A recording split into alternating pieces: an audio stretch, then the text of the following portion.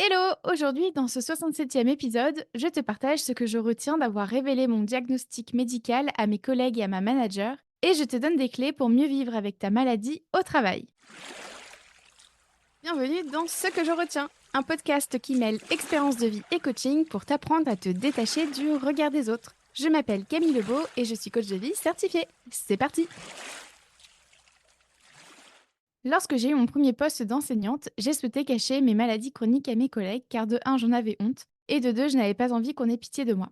Ainsi, mes collègues enseignantes et ma manager n'en ont rien su. J'étais devenue experte à faire comme si je n'avais absolument aucun symptôme d'endométriose ni d'adénomiose.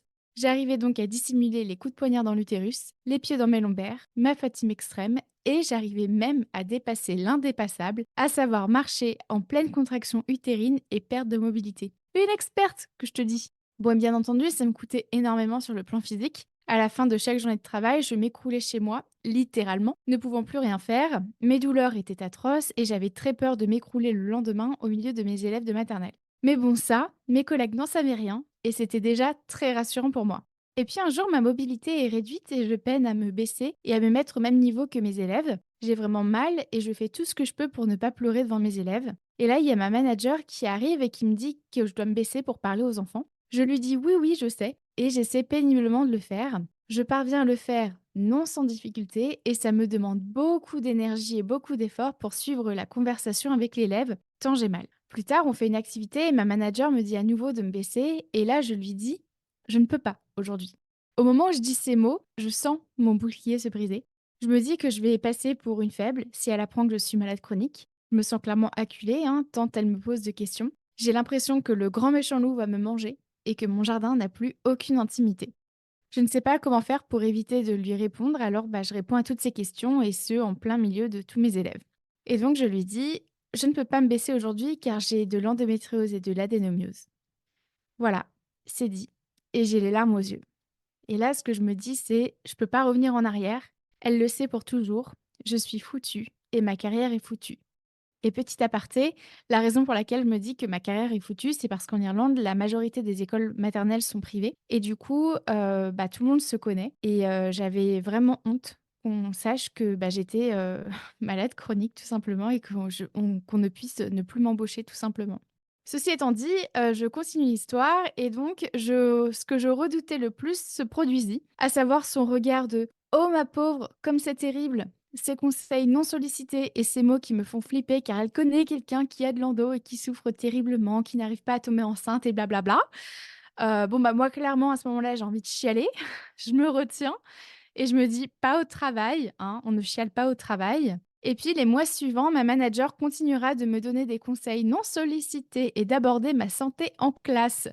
Et moi, je continuerai de répondre à ces questions, à subir ces discussions et à avoir honte que ça se sache.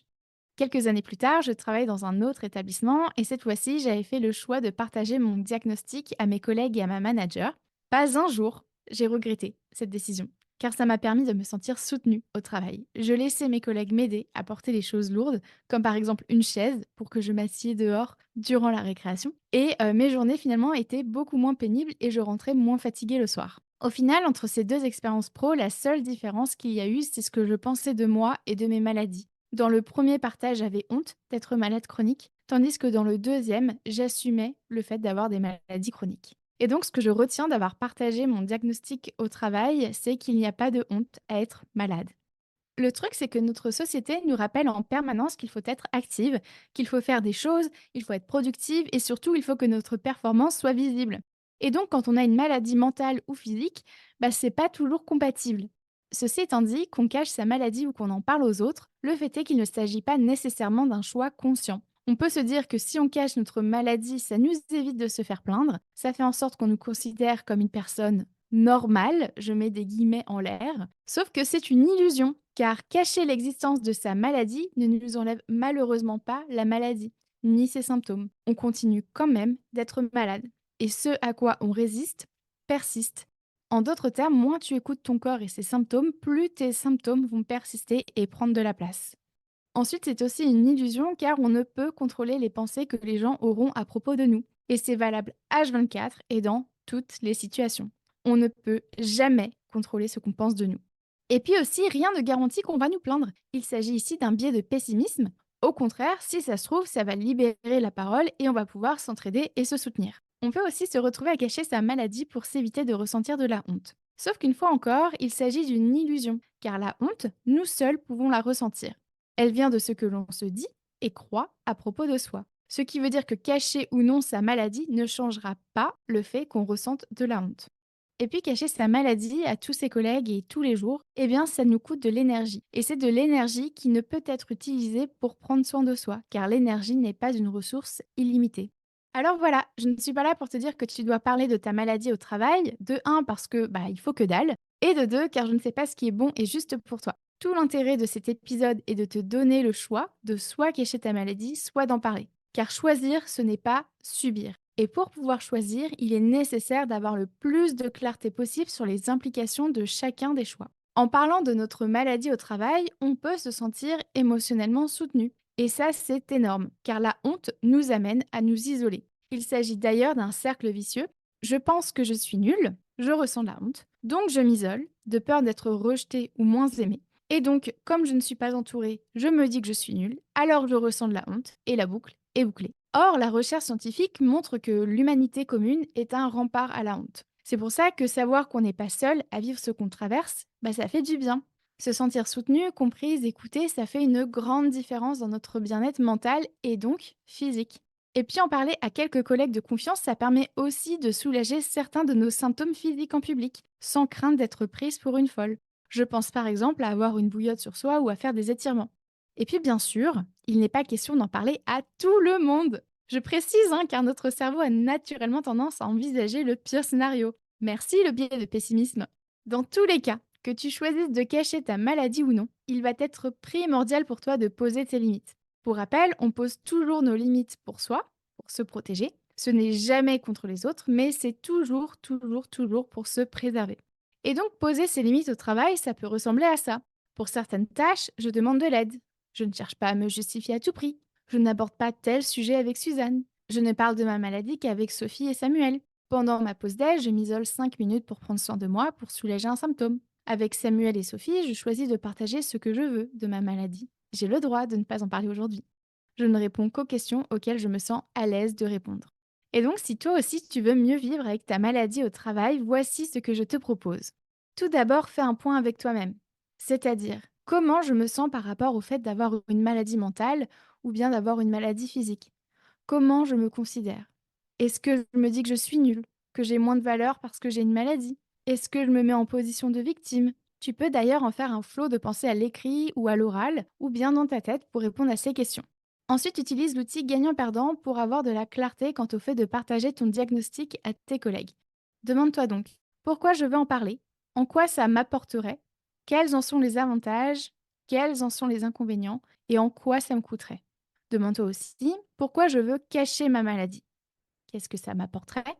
Quels en seraient les avantages? Quels en seraient les inconvénients? Et en quoi ça me coûterait? Ensuite, il va être primordial de poser tes limites.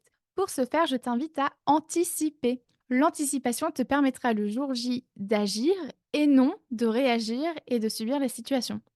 En amont, demande-toi, qu'est-ce que j'ai envie de partager sur ma maladie au travail? Qu'est-ce que je ne souhaite absolument pas partager sur ma maladie? Avec qui je me sens en confiance pour le faire? Avec qui je ne souhaite absolument pas partager ma maladie au travail? Dans quel lieu du travail je me sens à l'aise et en sécurité pour parler de ma maladie? Quels sont les lieux que je souhaite absolument éviter pour parler de ma maladie? Qu'est-ce qui est OK pour moi de faire pour soulager mes symptômes au travail?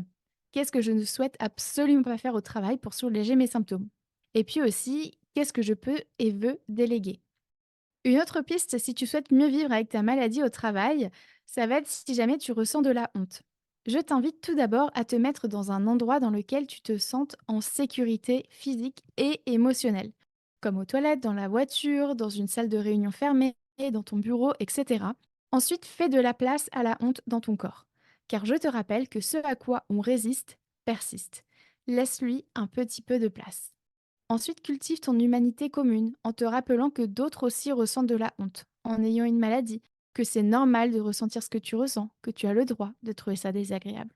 Et puis parle-toi comme tu parlerais à une personne que tu aimes et qui traverse ce que tu vis. Que pourrais-tu lui dire de doux, d'encourageant, d'aimant. Par exemple, je ne suis pas ma maladie.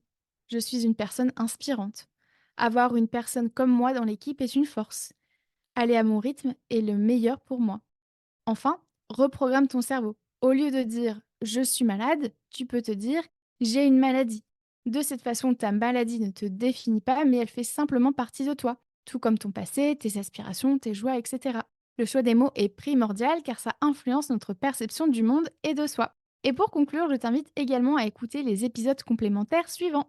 Le 15 sur les limites, le 37 sur le biais de pessimisme, le 52 sur comment ne plus subir une conversation et le 53 sur le triangle dramatique victime, bourreau, sauveur.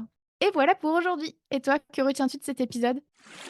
Merci à toi d'avoir écouté cet épisode jusqu'au bout. Pour consulter mes sources ou bien lire cet épisode, sache que sa retranscription est disponible dans les notes du podcast. Et si tu souhaites en savoir plus sur mon travail ou bien si tu cherches à t'abonner à ma newsletter, direct sur mon site internet www.lacochecamille.com. Et tu peux aussi me rejoindre sur ma page Instagram @lacochecamille. Prends soin de toi.